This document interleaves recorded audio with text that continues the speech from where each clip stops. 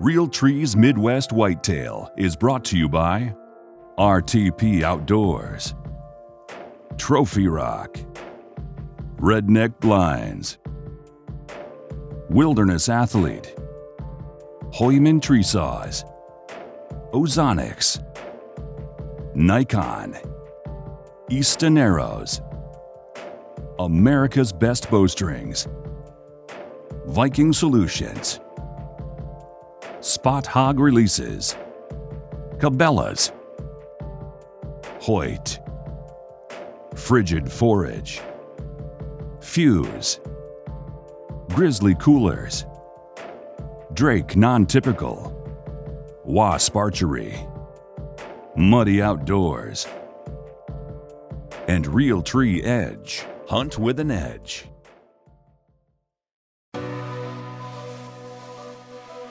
Did you find one, Cooper? Good job. That's a nice one. Awesome. No. It's March 17th, and I got a group of guys down here at the farm. It's been about 6 weeks since I've been down here. My wife had our twins 5 weeks ago, so we're out here doing a little shed hunting. Conditions are perfect. It's nice and overcast and cloudy. We had a little precipitation this morning, but the rest of the day ought to be pretty nice. So we're gonna just start combing this area. I haven't done any shed hunting out here at all. Last year we found, I think, 31, so we're looking to beat that today.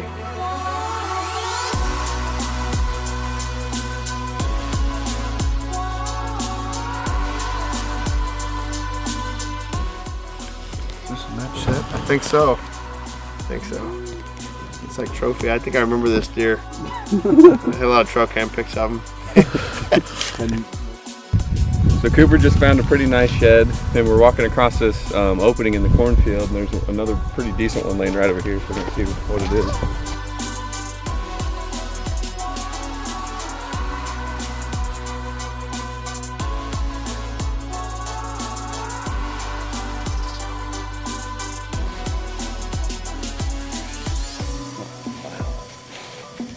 That is crazy, man. Right here off the field edge. This deer is a buck that we named him Felix because I thought he had actually lived. Shot him the last day of the season after my wife had missed him. And at that time we were calling him the split G38. He'd had these inside points. And Jared had filmed him on the other food plot to the northeast. And then my wife missed him. He was a clear 5.5-year-old buck. And the last night of the season I came out, still waiting on Hoss that year. And this buck stepped out. And I tried to shoot him high in the shoulder. It was Sunday night. It was right at dark, and my fault for trying to shoot him high. And when we watched the footage back on the TV, it looked like I hit him above the spine. And we looked and looked and never found any blood. And we shed hunted this area. That's the year that I thought Freshman had died. I looked all over this hillside for Freshman. Ended up finding Freshman just 50 yards from here. And it's crazy. His bones are all scattered around right here. And who knows what brush pile he was under and how we walked by him. I'm not sure, but we walked this hillside 10 different times and never found him. And here he is. Really cool buck. Nice, real heavy bases. And he broke off his inside points. He broke off his left brow. Hit some cool points at the bases here, but disappointing didn't find him back when we shot him. But pretty cool to know what happened to him. And I'm gonna go ahead and give the DNR agent a call and get a salvage tag for him, or at least see if that's necessary since he's over a year old. Pretty cool.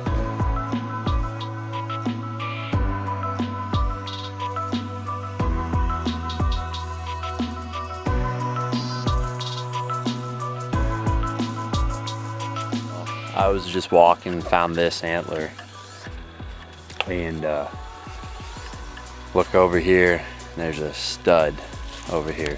I mean, this deer definitely died recently. It's a nice deer. I think this might be one of the 10s. I'm not for sure, but 3 years of history with that deer.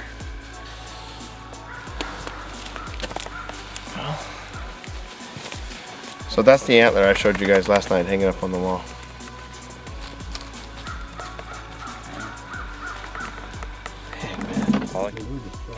King of the spikes. What do you guys say? It's gonna be a good year in like 5 years. Yeah. 4 years? Here's another 7 1.5-year-olds. You show Josh? Cool. That is a buck. Yeah. Hey, high five, buddy.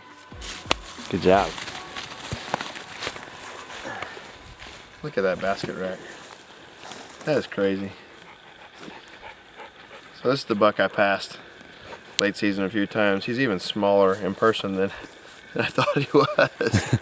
I mean, but 66, this is his right side where he hadn't broken his split off. On his left side he'd broken. Man, that's amazing that he's 5.5 years old. He's looked like that for the last 3 years. Yeah. So not a bad haul for the day. A lot of young bucks, total of 37 antlers. We had a few old ones in there. 66 was one of the bucks we were out to get. Definitely smaller than I was even thinking, seeing him in person.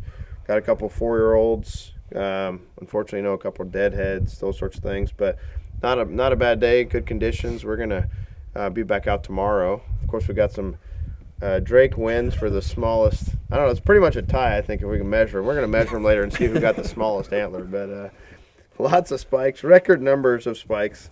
But a fun day out in the woods. So we're gonna pick back up tomorrow morning and see if we can't find some more. Hey guys, welcome to Midwest Whitetail. Today we're actually out in the woods going to show you how we typically do a hanging hunt as far as hanging the stand. About a week ago I talked about how we pack in and pack the stand and the sticks together. But today we're actually going to show how we orient the stands, how we get up the tree, and so on and so forth. So first requirement, obviously, always wear a harness. It's not worth messing with the potential of falling. You want to be connected at all times. So our first time going up the tree, no safe line in place. You want to make sure you have your lineman's rope so you're connected the whole way up, putting each stick up and putting the stands up. And then once we get up there, we'll put a safe line there so we never, next time we come hunt this, we'll be connected from the ground all the way up via the safe line. Another must-have when you're doing a hanging hunt in a brand new tree, obviously, is a handsaw. This is a little 6-inch version from Hoyman. Most of the time, you're not going to have 0 branches to deal with, so having something nice and compact you can fit in your pocket is a must when doing something like this.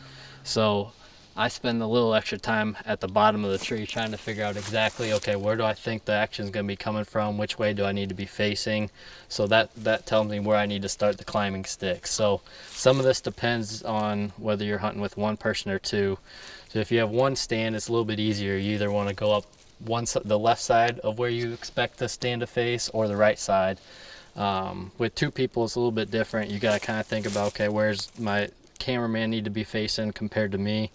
And ideally you run the stick straight up in between the two stands so that you're each stepping down onto the platform off of one side or another, and you're not having to kind of jump from one stand to another one. You can step off straight onto the right stands.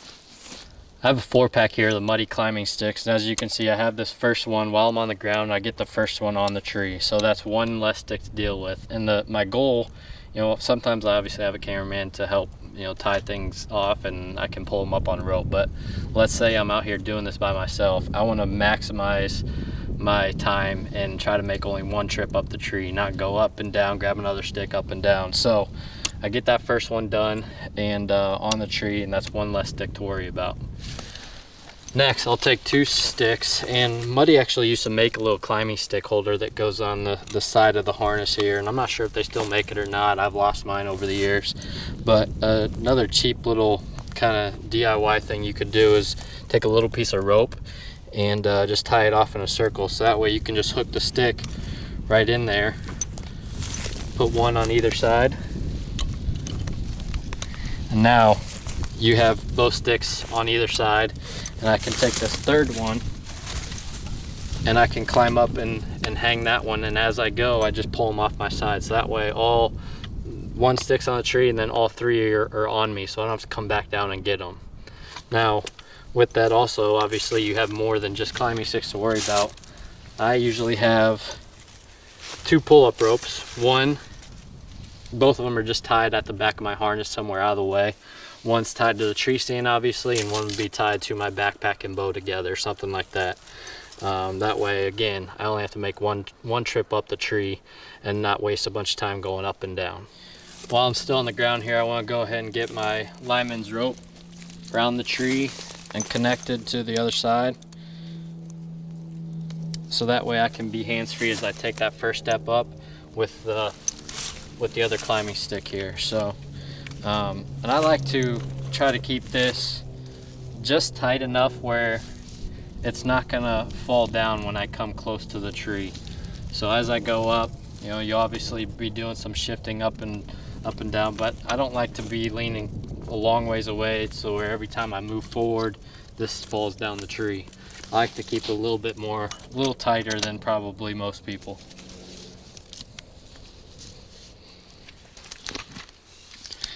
Okay, so now I'm on the first step off of the ground, ready to hang my second climbing stick. And I always like to stand, you know, these muddy sticks have 2 steps on them. I like to stand on the bottom step. One, I feel a little more secure that way, but 2, it allows you to have better reach and better spacing to be more even with the climbing sticks. And if you ever want to know kind of where to put it to make sure your spacing is even, you could take this stick and just set it on top of the stick you already have set up. Find out where this top step is, put your hand there, and move the bottom step up to where your hand's at. So then there's your placement. You know, you kind of get a feel for where it needs to go. For me, it's about the center of my chest, which is where the rope needs to be connected. It's kind of the frame of reference I use. But then I'll just go ahead and attach this second stick here.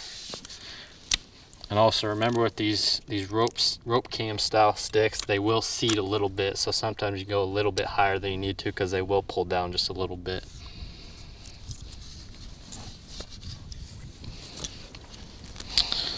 So now I'm on the bottom step of the second climbing stick. I have this one, the third climbing stick right here on my waist, ready to go. And I'll keep going that way. But for demonstration and easier filming purposes, I'm going to climb back down and we'll hang the stands here a foot or 2 off the ground and show you the final steps there. Okay, so let's say I'm all the way up at the top. I've used my 4 sticks. I'm hanging comfortably with the lineman's rope, so I'm still hands-free, and I've pulled the stand up. I'll show you exactly. On this one, I'm hanging just to the right of the climbing sticks, and I really like for these hanging hunts using these muddy vantage stands, just for the sake of the super mount here. It makes it so much easier to hang the stand when you don't have to worry about holding the whole weight of the stand the whole time. So with this one, take it around the tree, and I'm usually gonna hang it almost even with that top step so that I don't end up stepping up on the platform. I can step down onto the platform from the top step. So I have that cranked down tight. I take the stand off of here. I usually hang it on something, whether that's a step or a branch or something, so that I can work on the super mount part. And then Muddy makes it easy. All you gotta do is feed the post into the mount bracket, and it slides in just like that. You know, platform up, tighten as much as you can, and down, and you're solid. And Muddy has, you know, the seat level adjustment. You can level that out, or the platform adjustment as well.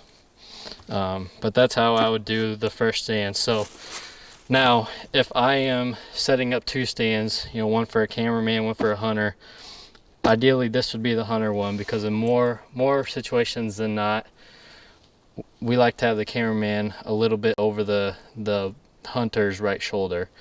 And height wise, I actually like to be very similar height, cameraman and hunter similar heights. I'd probably go 6 to 12 inches higher on the cameraman stand as opposed to hunter stand, just to get them a little bit over so they can see over the shoulder.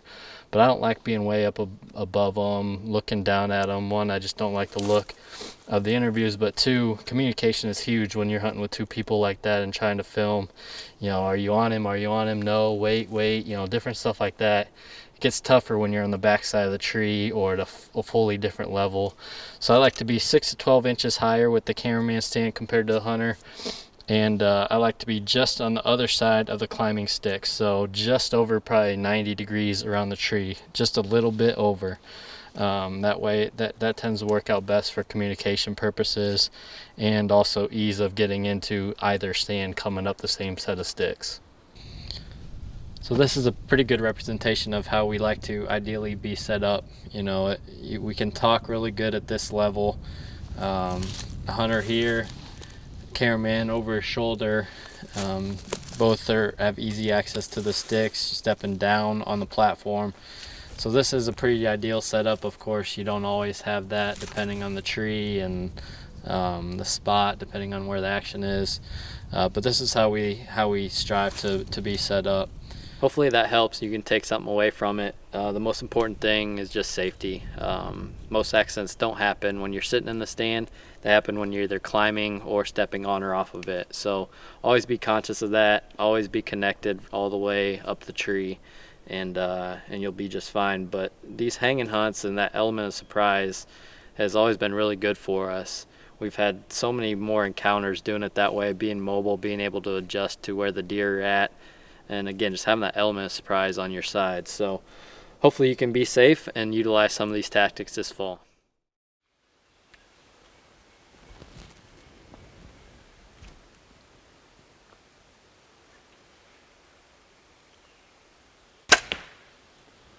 I'm shooting my bow in the yard today. I wanted to close out the episode with a quick shooting tip. The one thing that I see archers do wrong more than any other is dropping their bow right at the shot. People call it peeking, but I think really what it is just a bad habit of dropping the bow arm. What your bow is doing right after the arrow leaves the string is what it's starting to do while the arrow is still on the string. So if you have the habit of dropping your bow arm at the shot, you're going to get all kinds of inconsistency. Sometimes you'll shoot low, sometimes you shoot normal. You'll have a hard time making a nice tight group. Just a very simple thing. Just keep your pin locked on the spot, keep your focus on the spot you're trying to hit until the arrow hits it. Try one more.